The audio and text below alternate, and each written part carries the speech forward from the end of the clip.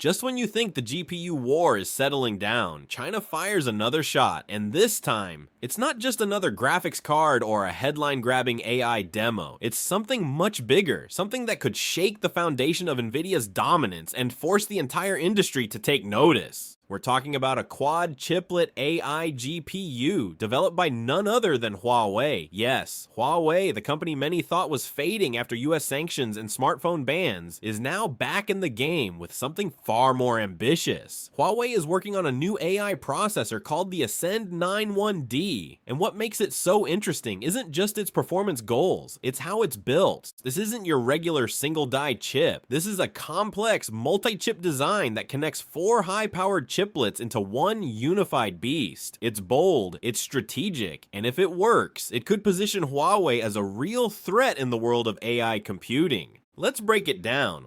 Whether you're chatting with an AI assistant, generating images with tools like Midjourney, or watching autonomous cars interpret the world in real time, chances are all of that is powered by Nvidia hardware. The company's GPUs, or graphics processing units, have quietly become the backbone of the artificial intelligence revolution. Originally designed for rendering video game graphics, these chips turned out to be incredibly good at something else, processing many tasks at once. And that makes them perfect for training AI models, which require handling trillions of calculations simultaneously. Nvidia's H100 chip, part of its Hopper architecture, has become the gold standard for AI workloads. You'll find H100 stacked inside massive data centers run by Amazon, Microsoft, Meta, and Google. And now, Nvidia is stepping into the next era with its Blackwell architecture, introducing the B100, a chip that promises even more power, efficiency, and scalability for the next generation of AI systems. But here's the thing, Nvidia isn't just selling chips. They've essentially built an ecosystem. The CUDA software platform, developed by Nvidia, makes it easy for researchers and developers to write programs that run on Nvidia GPUs. And because so many people already use CUDA, switching to a competitor's chip becomes a massive headache. It's like trying to move an entire city from one power grid to another. Technically possible, but extremely difficult and expensive. This software lock-in has given Nvidia immense leverage. And the results? Just look at their valuation. In 2020, Nvidia was worth around $300 billion. Fast forward to mid-2025, and the company briefly touched a market cap of over $3.3 trillion, surpassing even Microsoft and Apple at times to become the most valuable company in the world. Think about that. A company that started off making graphics cards for PC gamers is now the cornerstone of modern artificial intelligence, and Wall Street is treating it like gold. What does this mean in practical terms? Well, Nvidia's chips are in such high demand that companies are literally bidding for them. But as powerful as Nvidia's chips are, there's one thing limiting their global reach: politics. The US government has placed strict export controls on high-end GPUs, especially when it comes to China. That means Chinese tech companies can't legally access Nvidia's top-performing chips like the A100 or H100, at least not without major compromises. And that has created a vacuum, a huge demand with no supply. Enter Huawei. While many outside China still associate Huawei with smartphones and telecom gear, the company has quietly been building its AI chip lineup under the Ascend brand. Their previous chip, the Ascend 910B, already made headlines for competing with the likes of Nvidia's 100, but now, with the development of the Ascend 910D, Huawei is taking things even further. What makes this new chip so groundbreaking is its architecture. Instead of designing one large monolithic chip, Huawei is splitting the work across 4 chiplets. These chiplets are small processors on their own, but when combined inside one package, they work together like a single massive GPU.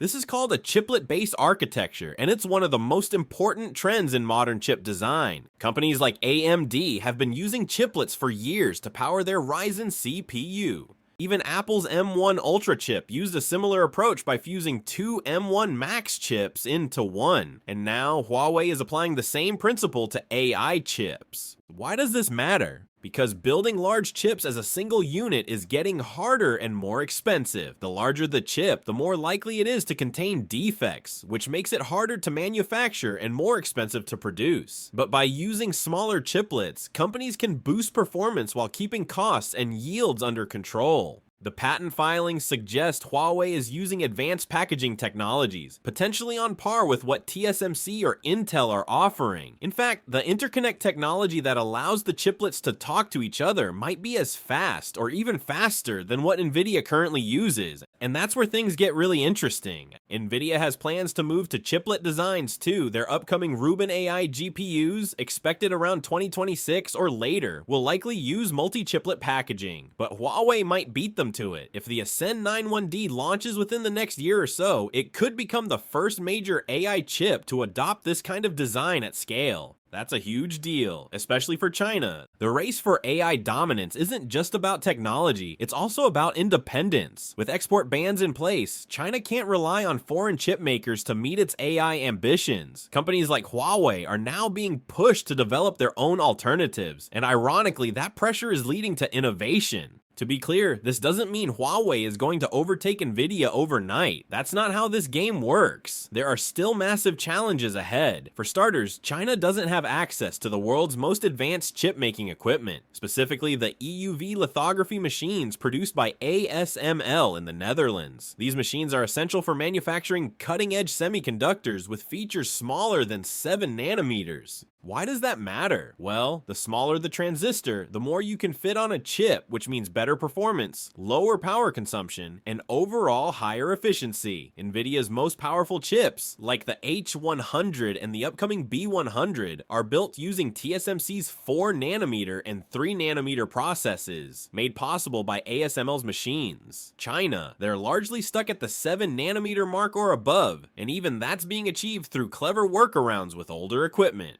So Huawei, despite its impressive breakthroughs, still has to build its chips on older manufacturing nodes, which inherently limits performance. And even if you design a powerful chip on paper, mass producing it reliably and at scale is another beast entirely. Yield rates, thermal performance, supply chains, and power efficiency, these are challenges that have taken Nvidia and TSMC decades to master. But here's the twist, Huawei isn't alone. In fact, it's not just about Huawei anymore. China is mobilizing its entire tech ecosystem. From AI frameworks to foundry development, everything is being fast-tracked. We've seen enormous investments in domestic fabs, chip design startups, and even GPU software alternatives to Nvidia's CUDA. And then there's DeepSeek. We all remember the day DeepSeek dropped their model out of nowhere. A relatively unknown Chinese startup released an open source AI model that rivaled GPT-4 in some benchmarks and ran efficiently on non-Nvidia chips. Within hours, it went viral. American startups were blindsided. Investors were shaken. Some even joked that DeepSeek flattened Silicon Valley's mood in a single afternoon. That moment wasn't just about one company's success. It signaled something deeper. China was no longer content with playing catch-up. They wanted to lead, and they weren't just copying, they were innovating. In the same wave, we've seen companies like More Threads and Biren Technology launching domestic GPUs built specifically for AI and gaming. These aren't quite ready to go toe-to-toe with Nvidia's B100 just yet, but they're closing the gap, and with enough time, iteration, and investment, we may see an entire ecosystem emerge. Globally, the competitive landscape is heating up.